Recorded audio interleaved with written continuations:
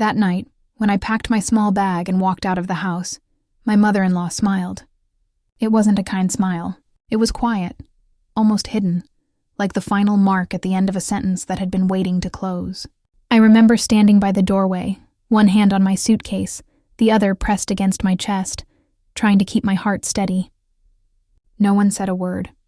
My husband sat on the couch, eyes fixed on the floor. He didn't ask me to stay. He didn't even look up. And in that silence, I realized, sometimes love doesn't end in shouting. Sometimes it ends when someone stops caring enough to speak. I had spent years trying to be the perfect wife, the respectful daughter-in-law, the quiet woman who didn't complain. I told myself that patience was love and sacrifice was duty, but love, I learned, cannot breathe when it is only one person's effort. When I first married into that house, I thought I had found a second family. I wanted to be accepted. I wanted to belong. But every smile from my mother-in-law came with a condition. Every word of approval came with a reminder. You are not one of us. At first, I believed it would change. That if I cooked well, spoke softly, and followed every custom, she would see me as her daughter. But years went by, and instead of closeness, there was only distance. A distance that grew with every meal I served and every tear I swallowed. And my husband, the man who once promised to protect me, began to fade behind her shadow. He didn't shout, but his silence spoke for him. When she disapproved, he disapproved. When she smiled coldly, he turned away. So, that night, when I closed the door behind me, I wasn't angry. I was empty, but calm, because for the first time, I understood that walking away was not the same as giving up. Sometimes it's the only way to breathe again. As I stepped out into the night, the cool air hit my face. The street was quiet. A single streetlight flickered above, casting long, trembling shadows on the road. I took one last look at the house that had seen my laughter fade into silence, and whispered a prayer. May peace stay here, even if I can't. Then I walked away. Her smile stayed behind me, like a scar, but I didn't hate her for it. Not yet. I just didn't understand then that one day, I'd learn to forgive even that smile. I did not marry for wealth or for status. I married for a feeling I recognized. A quiet steadiness in his voice, a softness in his eyes. He was kind when we met. He listened when I spoke. He asked about my dreams and didn't laugh when I said I wanted a simple, peaceful life. We met through family friends on a warm evening. There were fairy lights in the courtyard and the smell of cardamom tea in the air. He sat across from me and asked if I liked reading. I told him I liked reading faces more than books. He smiled in a way that made me believe we understood each other. Our wedding was modest. My mother cried in quiet joy. My father held my hands longer than usual and whispered, "Choose peace every day." I promised I would. At the time, I thought peace was the natural result of love. When I came into my new home, I came with hope. I wanted to belong. I wanted to be the kind of daughter-in-law who made the house softer, warmer, kinder. I arranged fresh flowers in a small vase by the window. I placed my bangles in a bowl near the dresser, to hear a gentle sound each morning. My mother-in-law greeted me with a smile that did not reach her eyes. It was not unkind. It was measuring. She looked at me the way someone looks at a new object in the house. Curious, cautious, ready to correct its position. I told myself it was only the first day. In the first week, I learned the rhythm of the kitchen. Where the spices were kept, how the rice was washed, which pot belonged to which dish. She watched me closely at first, then more distantly, like a teacher who had stopped expecting delight. When I asked a question, she answered without looking up. It made my words feel small. I tried to win her with care. I woke early and made tea. I folded her shawl neatly and placed it on the back of her chair. I listened when she spoke about neighbors and old family stories. I didn't interrupt. I didn't push. I thought patience was a bridge. I did not yet know that patience alone can also become a wall. My husband came home from work tired but polite. He asked if dinner was ready and thanked me when it was. We sat side by side, not close enough to touch, not far enough to notice the distance. Sometimes he told me about his day in small, careful pieces. He had a habit of lowering his voice when his mother entered the room. At first, the corrections were gentle. More salt next time. Less oil. Not like that, we do it this way here. I took notes in my head and tried to improve. I told myself all homes have their ways, but kindness, I learned, is also a language, and tone is a kind of grammar. The words were simple, but the tone carried something else. A steady reminder that I was a guest, not a daughter. When I laughed, she would grow quiet. When I grew quiet, she would smile. There were rules I discovered slowly. I was expected to sit in a certain chair at meals. I was expected to call certain relatives at certain times. I was expected to accept plans that were made for me without asking why. These were not heavy rules. They were light, like threads, but threads can bind too. I tried to bring pieces of myself into the house carefully. A small framed photo of my parents on my bedside table, a plant by the window that needed extra sunlight, a new recipe that tasted like my childhood. Each time her smile tightened as if to say, not too much. So I learned to make my presence small. When guests came, she introduced me with pride. She cooks well, she would say. She is quiet. They praised the food and blessed the house. When the door closed behind them, the air went thin again. I longed to speak freely with my husband. To tell him I felt like I was walking on glass in a house that should have been warm, but each time I tried, he would grow still. Amma means well, he'd say. She has run this home her whole life. Give her time. So I gave time. I gave so much time that my days felt like offerings. There were small moments of light. On some evenings when she was visiting a neighbor, my husband and I would sit on the balcony. We talked about the smell of coming rain. We watched the cats jump across the boundary wall. He laughed more then, and I could see the man I had chosen. But when the front gate clicked, the air changed, and we went back inside. I learned to keep peace like one keeps a delicate vase, not to be used, only to be guarded. I learned to say, it's fine, even when it wasn't. I learned to swallow apologies I never received. I learned to fold my longing into the corners of the bedspread before anyone could see it. My parents called often. Are you happy? My mother would ask, her voice gentle, careful, almost afraid of the answer. Yes, I said, because I wanted it to be true. I didn't want to worry them with a pain that had no bruise. Festivals arrived with lights and new clothes. I set out sweets on silver plates. We took photographs that looked like love. In the pictures, no one can see that I stood a little apart, so I would not be corrected later for standing in the wrong place. In the pictures, no one can hear the silence after the guests leave. One day, my mother-in-law handed me a list of tasks before breakfast. It was simple things. Make this, call that, ensure this. But the list was not a request. It was a measure. A way to show me the house would move with or without my heart in it.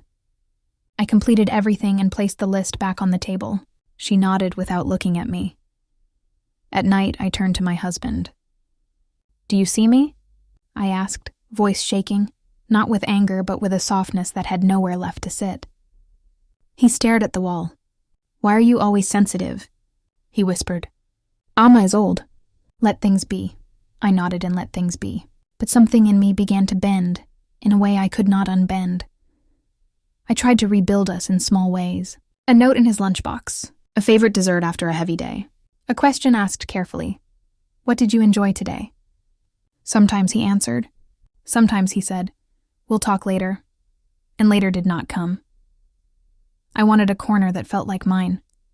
A shelf, a chair, a time of day. I chose the kitchen window at dawn. For those few minutes, before anyone woke, the world belonged to me.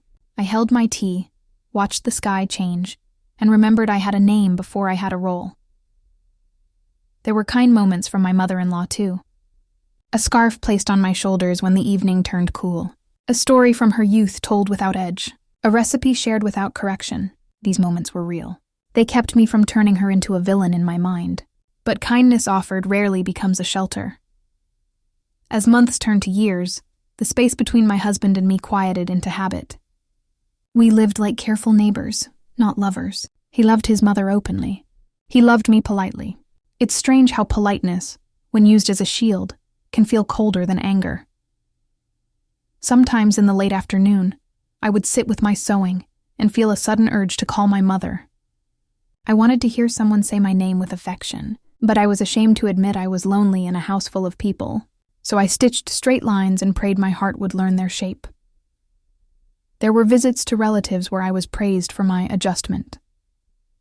"She is very understanding," they said. "She fits well." I smiled and wondered if fitting in meant slowly erasing the parts of myself that did not match the pattern. One evening, after a small misunderstanding in the kitchen, not about food, but about where I stood, my mother-in-law watched me with that measuring gaze. "She is sensitive," she told my husband. He did not disagree. He did not look at me either. I stood there, feeling like a painting hung slightly crooked, blamed for the angle of the wall. I began to keep a journal hidden in a drawer. Not of complaints, of moments. The first jasmine of the season, the way light fell on the floor at noon, a sparrow that insisted on singing at the wrong hour. I wrote them down to remind myself that beauty still visited me, even if welcome was not always offered inside the house. There were days I believed we would find our way. I pictured a conversation where he reached for my hand and said, "I see you." I imagined sitting with his mother and laughing together at some old story until our eyes watered. These were good dreams. They kept me gentle even when I felt unseen. My father fell ill for a short while and recovered. When I asked to visit, the house grew tense. "We have guests that week," my mother-in-law said, as if that could measure love. My husband hesitated and said we would go soon. Soon is a thin bridge that leads to another shore only if someone walks it. We did not. I learned to speak less. When you use fewer words, you hear more. I heard the house breathe, the stairs groan, the doors click, the clock count. I heard my own heart becoming careful, and then, slowly, carefully, a thought began to form. Not an argument, not a protest. A thought like a hand on my shoulder, steady and kind. It is not wrong to want your life to feel like home. I did not yet know what to do with that thought. I only knew it arrived without anger. On a clear morning, I saw my reflection in the window and barely recognized the softness in my eyes. It was not weakness. It was tenderness that had nowhere to land. I pressed my fingers to the glass and promised quietly, "I will not forget you," meaning the part of me that still believed in warmth. I tried once more with my husband. "Can we make a little space for us?" I asked. "An evening each week, just ours. A walk after dinner, a place to speak." He looked tired. "Don't make trouble," he said softly. "Amma doesn't like changes." And with that, the door I had been knocking on gently for years felt closed. I did not break. I faded. Fading is quieter than breaking. It looks like patience from the outside. On the inside, it feels like watching your own light from a distance. And yet, even as I faded, I kept a small lamp alive inside me, a belief that life could be kind again. I didn't know when or how. I only knew that kindness had not left the world. It had just stepped out of this room. That is how the years passed. Not with storms, but with cloud cover. Not with shouts, but with sighs. Not with a slammed door, but with steps that learned not to echo. If you had asked me then whether I was unhappy, I would have said, "I am managing." If you had asked me whether I was loved, I would have said, "In parts." If you had asked me whether I belonged, I would have said, in a voice no one could hear, "Not yet." I kept choosing peace each day, as my father had asked. But I learned something I wish I had known sooner. Peace without truth is only quiet. And quiet, by itself, cannot feed a heart. This is the life I carried to the night I left. A house that looked whole from the outside. A marriage that looked proper in photographs. A mother-in-law who smiled for guests and measured me in private. And a husband who stood at a distance so he wouldn't have to choose. I did not leave because of one moment. I left because the thread of myself had become so thin I could see through it. And when I finally stepped out with a small bag and a steady breath, the years behind me did not fall apart. They simply became clear. That is the beginning of the end. Not of love, but of pretending. Not of family, but of the version of me that believed belonging required silence. And somewhere beneath all that quiet, a softer truth began to grow. Forgiveness would not be the erasing of pain, but the remembering of myself. The days after that conversation blurred together. Nothing in the house changed on the surface. The same tea at dawn, the same footsteps in the hallway, the same polite exchanges over dinner. But under the quiet, something had shifted. It was as if the air itself had learned to listen for the next silence. My mother-in-law's presence filled every corner. She didn't need to raise her voice. She ruled with glances. If a curtain wasn't drawn the way she liked, she sighed. If my husband lingered near me for too long, she called him from the next room with a sudden chore. These were small things, barely noticeable on their own. But small things, repeated daily, become a weight. One morning she said, "You sleep late these days." It was 6 o'clock. I smiled and said, "I'll wake earlier tomorrow." She nodded, satisfied. That single exchange felt like losing a piece of myself. My husband stopped sitting on the balcony with me. When I asked why, he said, "Amma thinks it looks careless, us sitting outside after dinner." I wanted to laugh at the word careless, but I only nodded. Careful was safer than honest. I began to notice how conversations folded around me. When relatives visited, they spoke through me, not to me. My mother-in-law answered questions meant for me, about my work, my family, my health. "She's fine," she would say before I could open my mouth. And I would smile, because correcting her would look ungrateful. In the evenings, I cooked dinner while she watched television. The glow of the screen lit her face in blue light. She rarely looked my way. If I asked whether she'd like extra salt or less chili, she replied, "You've lived here long enough to know." Every word became a test I didn't know I was taking. One afternoon, I overheard her speaking to a neighbor. "She's a good girl," she said, "just a little too proud." The neighbor murmured something kind. My mother-in-law replied, "I'll teach her humility." Her tone was calm, almost affectionate, as though humility were a recipe she planned to perfect. I went back to stirring the lentils, pretending not to hear. But that sentence stayed with me. It was the first time I understood that her coldness was not distance. It was purpose. My husband and I rarely argued, but we also rarely spoke. When I tried to tell him how lonely I felt, he said, "You think too much." When I asked if we could visit my parents, he said, "Amma's knee is hurting. We'll go next month." Next month became next year, and my parents, though they never complained, learned to stop asking. There were nights when I would sit in the dark, waiting for him to finish watching television with her. By the time he came to bed, I had already practiced the conversations we might have, about work, about our future, about us. But he would lie down, close his eyes, and say, "We'll talk tomorrow. Tomorrow." Again, never came. Once during a family gathering, a cousin asked my mother-in-law if I planned to work outside the home again. My heart lifted for a moment. Before I could answer, she said, "She's better here. Work brings pride. Pride brings arguments." Everyone laughed politely. I laughed too, a small, brittle sound that tasted like metal in my mouth. Later that night, I asked my husband, "Do you think I'm proud?" He looked confused. "Why are you asking?" "Because your mother said—" He interrupted gently. "She didn't mean anything. You take things too seriously." He turned off the light. His breathing steadied within minutes. Mine did not. I began to write letters to myself in my journal. Not complaints, apologies. "I'm sorry you feel invisible," I wrote once. "I promise to notice you even if no one else does." It helped, a little. The monsoon arrived early that year. Rain drummed against the roof for hours, a sound both comforting and endless. One afternoon, thunder cracked close and the power went out. The house fell into darkness except for the gray light from the windows. My mother-in-law sat beside me, her hands busy folding laundry. After a while, she said almost softly, "You could be happier if you stopped expecting affection." I turned toward her. "I don't expect anything," I said. She smiled faintly. "Good. Expectations spoil women." Then she went back to folding clothes piece by piece, like closing a door between us. I thought about that sentence all night. It wasn't cruelty, it was belief. And belief is harder to fight than anger.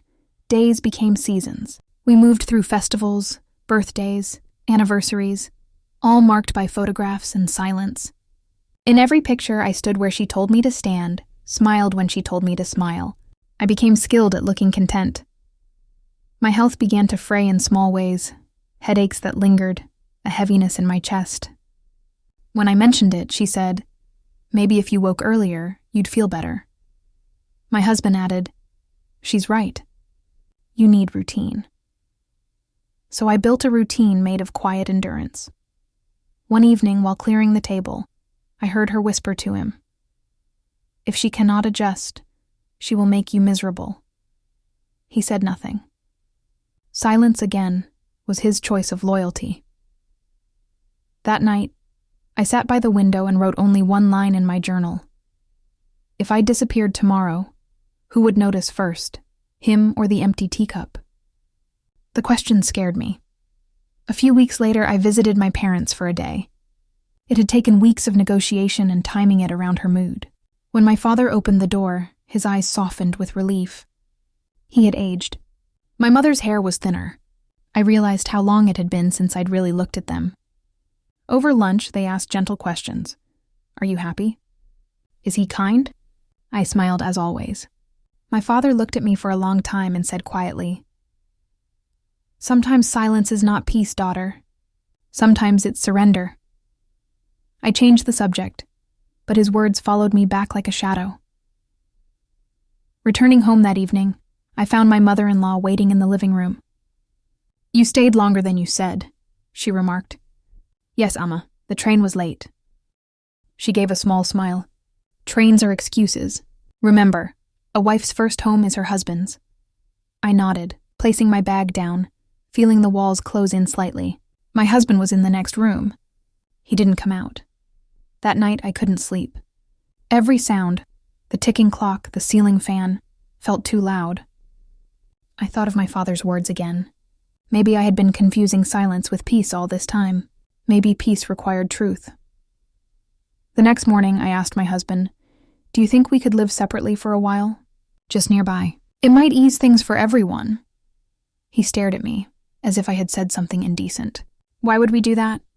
"Because I feel—" He cut in. "Amma will think you don't respect her." "Don't start this again." The word again stung. It meant I had complained before, even when I hadn't. He left for work without another word. For the first time, anger reached me. Not loud, but clean. It wasn't toward him or her. It was toward myself, for shrinking so small that my feelings could be dismissed as exaggeration. I spent that day cleaning, not out of duty, but out of restlessness. By evening, my hands ached, my heart steadied, and for the first time, I whispered to myself, "You deserve kindness." The sentence felt dangerous and holy at once. Soon after, a small but significant thing happened. A neighbor came over with sweets for a festival. She looked around the house and said cheerfully, "You must love living with your family." My mother-in-law answered, "Of course. We keep her busy. She has no time for foolishness." They both laughed. Something in me went still. I realized I had become a character in a story someone else was telling. That night, I packed a few clothes into a small bag, not to leave yet, but to see if I could. The sight of the bag sitting quietly in the corner gave me strength. It was proof that I had choices. In the following days, I spoke less and listened differently. I began to hear the rhythm of control, the pauses, the sighs, the unspoken threats hidden inside politeness. Once you recognize that rhythm, you cannot unhear it. One afternoon, as I served lunch, my mother-in-law said, "When women forget their place, homes fall apart." I looked at her and, for the first time, met her eyes directly. "Maybe," I said quietly. "Homes fall apart when love does." She froze. For a second, her mask slipped. Not anger, just surprise. Then she smiled, the same smile I would later remember on the night I left. A slow, deliberate curve of satisfaction. She had found the rebellion she'd been waiting for. When my husband came home that evening, she spoke to him in low tones. I couldn't hear everything, only the fragments. Disrespect. Pride. Doesn't listen. He didn't ask for my version. He simply said, "We'll talk later," and walked past me. I waited all night. Later never arrived. The next morning, she avoided me completely, the final act of power. There is nothing colder than polite absence. Every sound in the house seemed to say, "You don't belong." By nightfall, the decision had already formed. It wasn't planned, it wasn't dramatic. It was simply time. I folded a few clothes into the same small bag, placed my journal on top, and looked around the room one last time. The lamp on the table flickered as if unsure whether to keep burning. I whispered, "Thank you." Not to them, but to the part of me that had stayed patient long enough to understand what patience costs. As I reached the door, my mother-in-law appeared in the hallway. She didn't stop me. She didn't ask where I was going. She just smiled, that same knowing, finished smile, as if a story had ended exactly the way she wanted. Behind her, my husband sat on the couch, head bowed, silent. I waited a moment, hoping for one word, one sign. There was none. I stepped outside. The air was cool. The sky smelled of rain, and even as her smile followed me into the dark, I felt something new begin. Not freedom yet, but the first breath of it. When I left that night, I didn't have a plan. I only knew that staying had become heavier than leaving.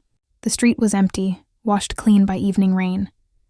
The glow from the windows I had just walked away from looked almost kind, as if the house itself wanted me to believe I could return whenever I changed my mind. But I knew that door would not open the same way again. I walked until my legs ached. The city was quiet, the shops shuttered, the smell of wet dust rising from the ground. Each step felt both freeing and frightening. For the first time in years, every choice was mine, and that too was its own kind of loneliness. I found a small guest house near the railway station. The man at the counter looked at me curiously when I asked for a room. "Just one night," I said. He nodded, took my name without question, and handed me a key that felt heavier than its metal should. Inside, the room was simple. A single bed, a wooden chair, and a window with half a curtain missing.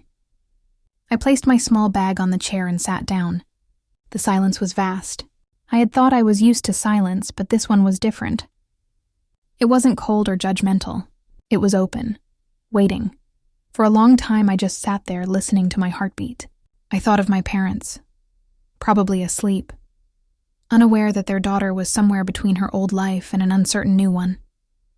I thought of my husband, whether he noticed the missing space beside him on the bed, whether he cared, whether he felt relief.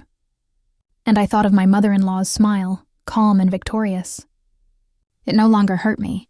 It puzzled me.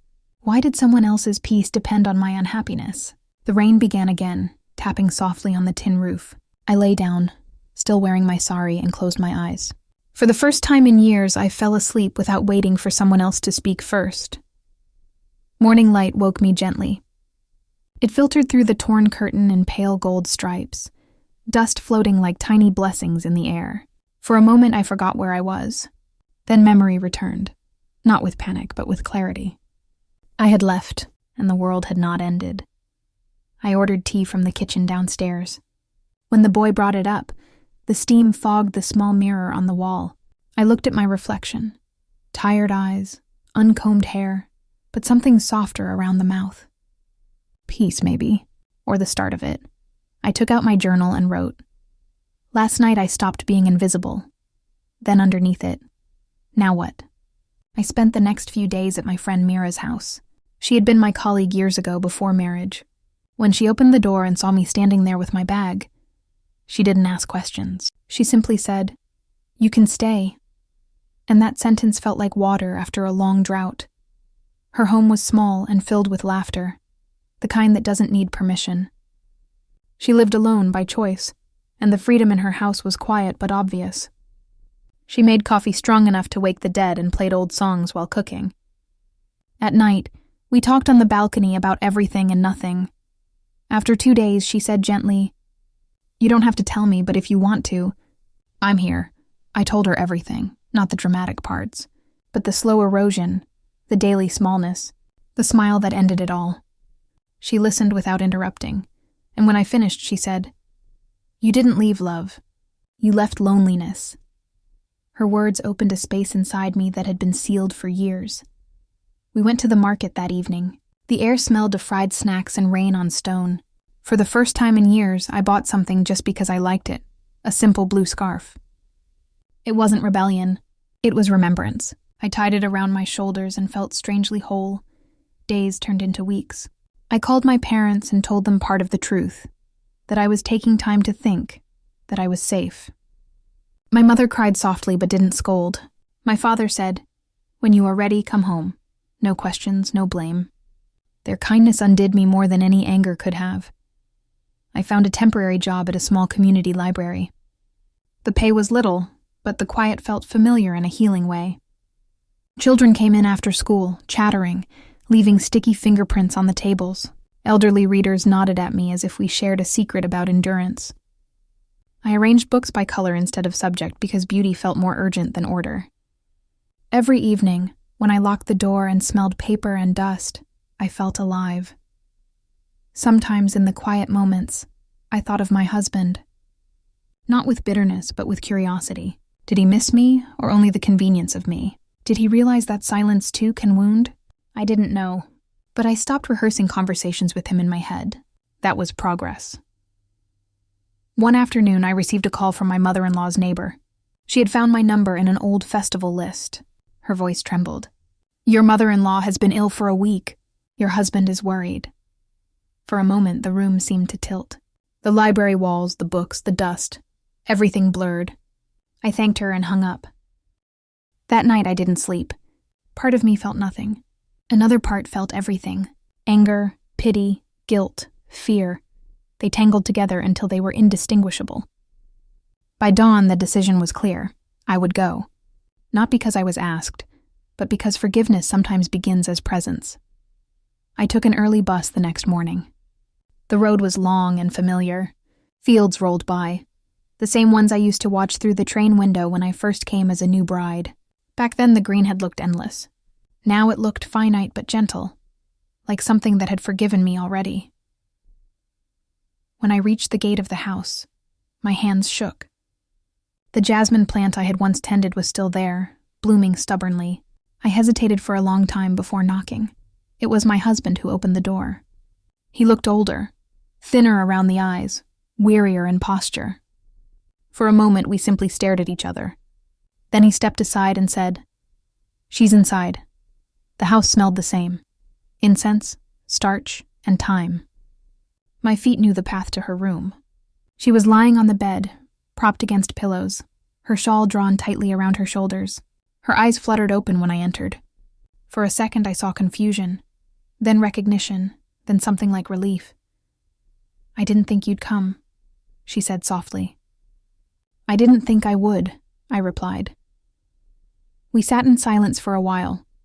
The ticking clock filled the room like a steady breath. Her hand, resting on the blanket, looked smaller than I remembered.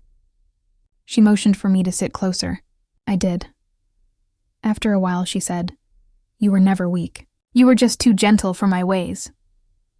I looked at her, unsure how to respond. Her voice trembled. I thought strength meant control, but I was wrong. A single tear slipped from the corner of her eye. It startled me more than any of her words.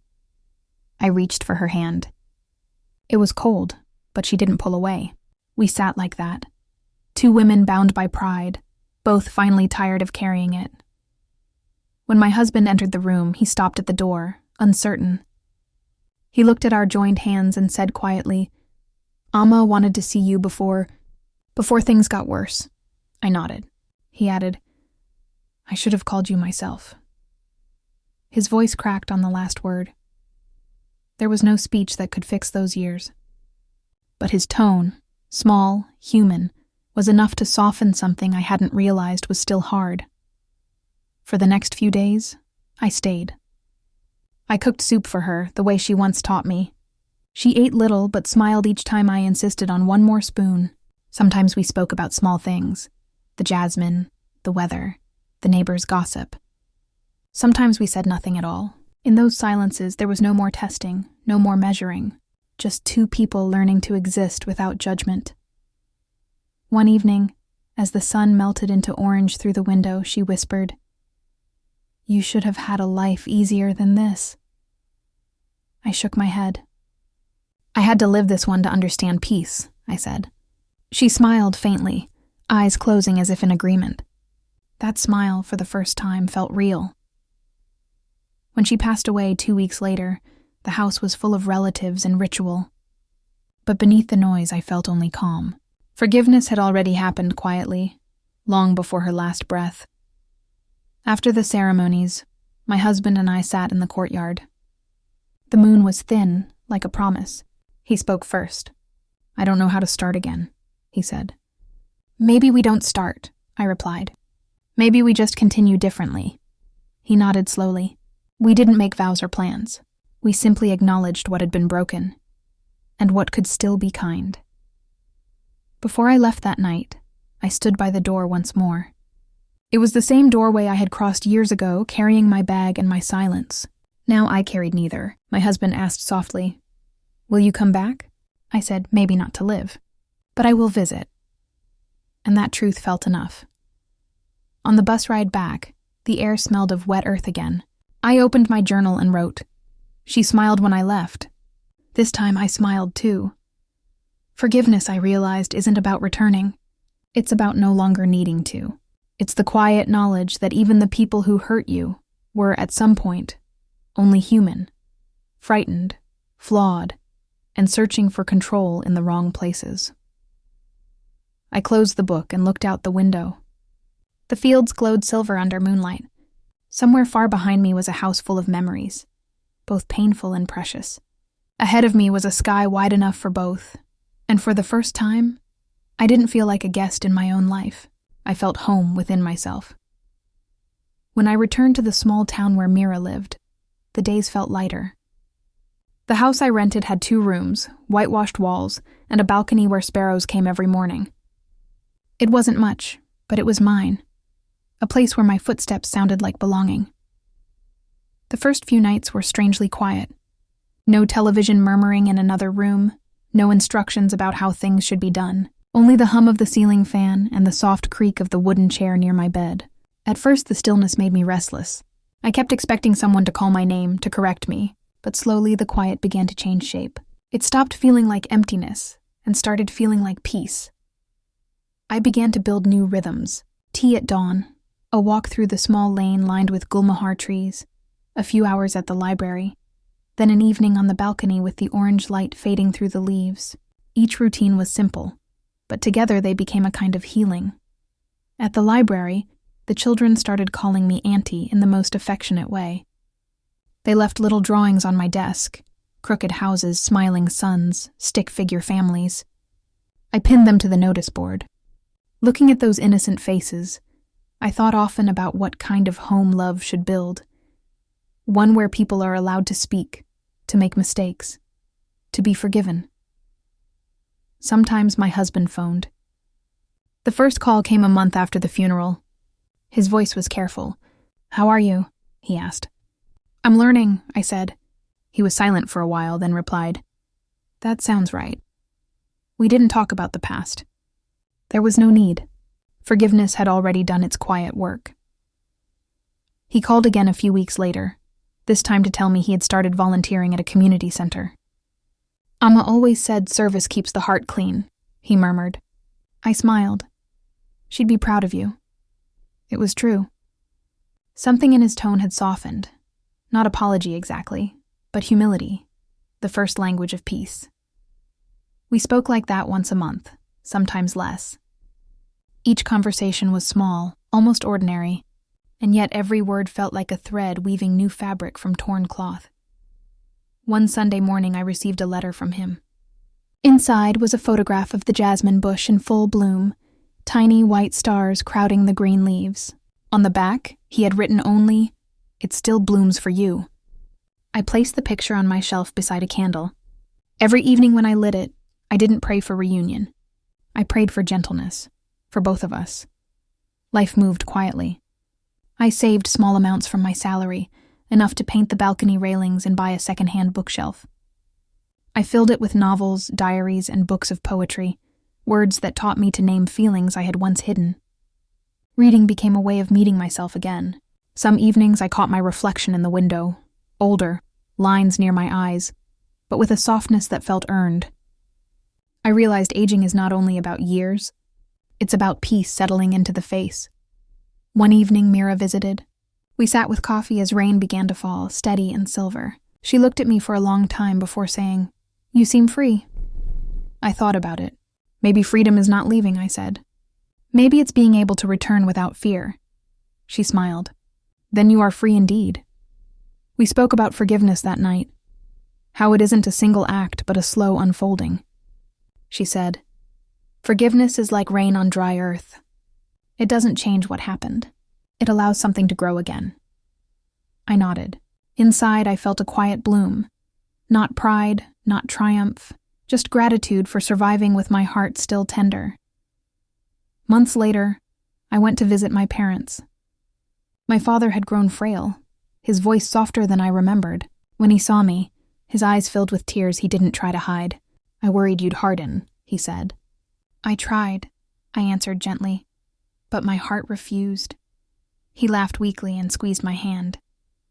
"You remind me of your mother, stubborn in kindness." That evening, as we sat in the courtyard under a pale moon, my mother asked, "Do you still think of them?" "Sometimes," I said, "but not with anger." She nodded. "Then you have won." Her words settled inside me like a small light. As the seasons turned, I began keeping a new journal, not of pain, but of gratitude. I wrote about ordinary things. The sound of the first rain on the tin roof, a cup of tea shared with a stranger on the bus, a letter from a child at the library that said, "You smile nice." I realized happiness doesn't return all at once. It tiptoes back in small, everyday gestures. One evening, I sat by the window and thought about my mother-in-law. In memory, I could still see that last real smile of hers, fragile, human. For a long time, I had imagined confronting her ghost with questions. Now all I could offer was a silent blessing. She had given me the lesson I didn't know I needed, that control disguised as love is still fear, and that true strength is gentleness that survives fear. The library organized a small storytelling evening. When the host asked if I would share something, I hesitated. Then I read a short piece from my journal, a story about a woman who lost her voice and found it again in quiet places. The audience sat still. When I finished, there was a long silence before the applause. Afterward, a young girl approached me and said, "I didn't know you could leave and still love." I smiled and told her, "You can. Sometimes leaving is how love learns to breathe." That night, walking home, the stars seemed unusually bright. Maybe forgiveness makes the sky look clearer because it removes what clouds the heart. A year later, my husband visited the library unexpectedly. He looked almost the same, a few more gray hairs, a gentler posture. He handed me a small package. Inside was a book of poems about peace. "I thought you'd like this," he said. We sat for a while talking about ordinary things, the town, the weather, the jasmine bush that still grew wild. When he stood to leave, he said quietly, "Thank you for answering that call from the neighbor." I nodded. "Thank you for letting me go when I needed to." There was no promise to meet again, but when he walked away, I felt no ache, only warmth, the way you feel after finishing a long letter you never thought you'd be able to write. That night, I lit a candle on the balcony. The flame wavered in the breeze, small but steady. I thought about all the versions of myself that had lived within me. The bride, the silent wife, the woman who walked out, the one who came back to forgive. They no longer argued. They simply held hands, and I whispered to them, "We made it." In the distance, thunder rolled, not threatening, just a reminder of rain to come. The air smelled of jasmine again. I closed my eyes and felt the peace of that scent, the peace of being neither angry nor afraid. I often tell the children at the library a simple truth. When someone hurts you, don't carry the hurt. Carry the lesson. They don't always understand yet, but one day they will, because pain, when transformed, becomes wisdom, and wisdom, when shared kindly, becomes healing for someone else.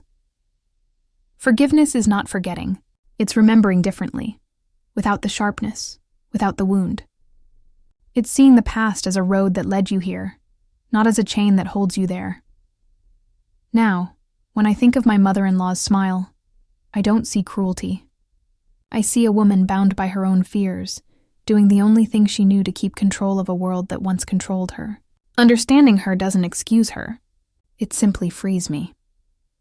On quiet nights, I still keep 2 cups on my table. One for me, one for memory. I pour tea into both, and I imagine sharing silence with everyone I have forgiven. In that silence, there is no bitterness, only breath. If someone were to ask me today whether I am happy, I would say this: I am peaceful, and that is better.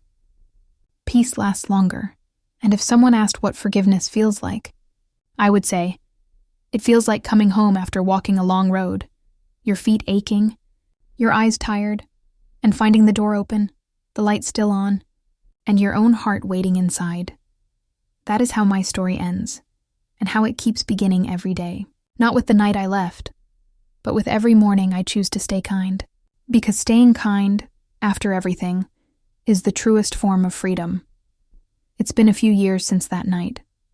The night my mother-in-law smiled when I left, and the night I unknowingly began to return to myself. So much has changed, and yet when I think of it now, the memory no longer stings. It feels distant, like an old photograph you keep not for the pain it carries, but for the person you used to be. Every evening, I still light a small lamp by my window. Not out of ritual, but out of gratitude. Gratitude for what ended, for what began, and for all the quiet in between. The flame flickers softly, just like my heart once did, uncertain, but unwilling to go out. Sometimes, I sit on the balcony and listen to the street below. Footsteps, vendors, laughter, the far-off hum of life going on. I think of how once I mistook silence for peace and obedience for love. Now I know peace is not the absence of noise. It's the presence of understanding. And love is not submission. It's seeing and being seen. There are still moments when I think of them. My husband, his mother, the house I once called home. The memories arrive like gentle waves, never harsh, never dragging me under. I let them come. Because healing, I've learned, is not about erasing what hurt you. It's about making space for it without fear. If I close my eyes, I can still see that home at dusk. The faint glow of the kitchen lamp, the soft clatter of dishes, the scent of jasmine drifting through the doorway. It no longer feels like a place of loss. It feels like a chapter, necessary, complete, forgiven. I sometimes wonder what she would say if she saw me now. Perhaps she'd smile again, but this time not in triumph. Maybe she'd understand that her strength and mine were never enemies, just different languages for love. Maybe she'd even say she's proud of me, though I no longer need her to. Forgiveness has changed the way I see people. I see how everyone is shaped by their own fears. How some hurt others simply because they were never taught how to be gentle.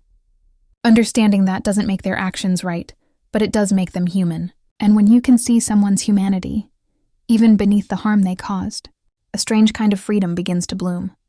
On quiet nights, when the moon is high and the world feels still, I talk to the woman I used to be, the one who stayed silent to keep the peace, the one who thought patience could buy love.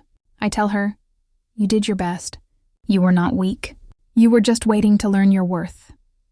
And she smiles back at me through memory, no longer afraid, no longer small. The children at the library often ask why I like stories about people who struggle, but still forgive. I tell them, because forgiveness is not the end of the story. It's how we find the courage to start another one. They don't quite understand yet, but they will one day. Maybe they'll remember my voice when life asks them to choose between bitterness and peace. Last week, a small envelope arrived in the mail. Inside was another photograph, the jasmine bush again, blooming wilder than before. No message, no signature, just blossoms filling the frame. I smiled. Some stories don't need words to continue. They bloom quietly in the spaces between people. I placed the photo beside the first one and whispered, "May peace stay with you too." And I meant it. If you were to ask me now what I've learned, I would tell you this. Love is not always kind, but kindness can always rebuild love. Patience is a virtue, but only when it doesn't silence your truth. And forgiveness True forgiveness is not saying, it's fine. It's saying, it happened, I hurt, I healed, and I wish you peace. Because peace is the only gift that multiplies when shared. So tonight, as I sip my tea and listen to the rain against the window, I think of every woman who has ever walked away quietly, carrying her heart like a fragile lantern through the dark. I want to tell her, you are not lost. You are simply finding the road home, and one day, the same silence that once hurt you will become the silence that protects your peace. Are you okay? Yes, I whisper. I am, and this time I truly am.